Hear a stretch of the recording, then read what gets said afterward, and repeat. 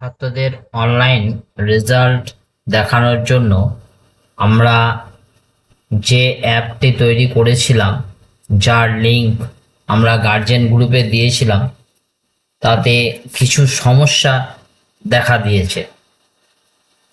কিছু অভিভাবক বা ছাত্র আমাদেরকে জানিয়েছে তারা তাদের নামের স্পেলিংয়ের সঙ্গে আমাদের যে নামের স্পেলিং লেখা আছে সেটা ঠিকমতো একই রকম না হওয়ার জন্য এই সমস্যাগুলি হয়েছে। সেই জন্য সেই সমস্যা থেকে যাতে অসুবিধায় না পড়তে হয়, সেই জন্য আমরা আর একটা নতুন করে অ্যাপ তৈরি করেছি। এই অ্যাপটিতে আপনাদেরকে কোনো রকম মোবাইলে অ্যাপ ডাউনলোড করতে হবে না। আপনারা আগে যারা অ্যাপ সিট ডাউনলোড করেছিলেন সেটা রিমুভ করে দিতে পারেন, তাতে কোনো অসুবিধা নেই। এটা ডাইরেক্ট গুগল ক্রোম থেকেই খুলবে। আপনারা শুধুমাত্র লিঙ্কে হাত দেবেন, লিঙ্কে হাত দিলেই সেটা একেবারে ডাইরেক্ট গুগল ক্রোম থেকে খুলে যাবে।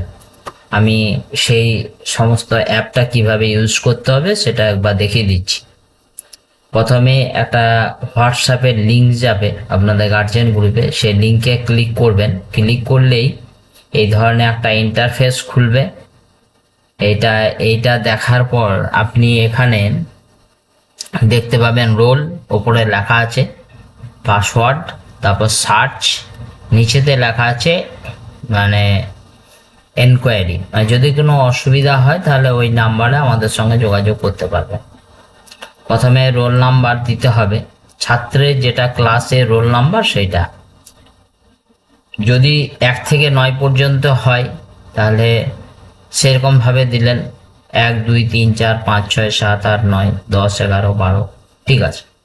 পাসওয়ার্ডটা যেটা হবে, পাসওয়ার্ডটা হবে প্রথমে বড় হাতের বি, যেহেতু বয়েজ তাই বড় হাতের বি, তারপর যে ক্লাস, যদি 3-তে পড়ে তাহলে 3, 4-এ পড়লে 4, 5-এ পড়লে 5, 6-এ পড়লে 6, তারপরে হচ্ছে রোল নাম্বার। রোল নাম্বারটা যদি 1 ডিজিটে হয়, মানে ধরুন 1 থেকে 9 পর্যন্ত, তাহলে 09, যদি 10 হয় তাহলে 10, 11 হলে 11। তার মানে রোল নাম্বারটা কেমন দাঁড়াচ্ছে, একটা ছেলের বি, বড় হাতের বি, তাহলে হচ্ছে বয়েজ, ক্লাস 7, তার মানে 7।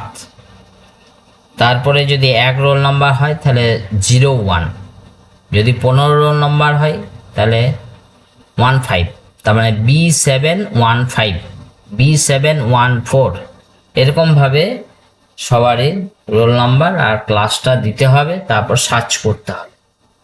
সার্চ করলে এবার বি, বড় হাতের বি দিলে বয়েজ, আর বড় হাতে ছোট হাতে জি যদি দেওয়া হয়, বড় হাতে যদি জি দেওয়া হয় তাহলে হচ্ছে গার্লস। গার্লসের জন্য হবে বড় হাতের জি, ক্যাপিটাল লেটারের জি, আর ছেলেদের জন্য হবে ই। এরপরে এরকম ধরনের রেজাল্ট দেখা যাবে। রেজাল্টে প্রথমেই লেখা থাকবে কোন পরীক্ষা, পরীক্ষার স্ট্যাটাসটা কি, পরীক্ষার কোন পরীক্ষা দিচ্ছে, তারপর ছেলের নাম, তারপর প্রত্যেকটা সাবজেক্ট দেওয়া থাকবে, কোন কোন সাবজেক্টে কে কত পেয়েছে, এবং লাস্টে দেওয়া থাকবে ফেল সাবজেক্ট। ফেল সাবজেক্ট মানে হচ্ছে যেগুলোতে প্রথমে 50 নম্বর পরীক্ষা হলে 17-র কম যারা পাচ্ছে, আর 100 নম্বর যখন পরীক্ষা হবে তখন 14-র কম যারা পাচ্ছে। এরপর আপনারা যদি বুঝতে অসুবিধা হয় তাহলে আমাকে কমেন্ট বক্সে লিখে জানাবেন কি অসুবিধা আপনাদের হচ্ছে, সেটা আপনারা কমেন্ট বক্সে লিখে আমাকে জানাতে পারেন। আজকে এই পর্যন্তই।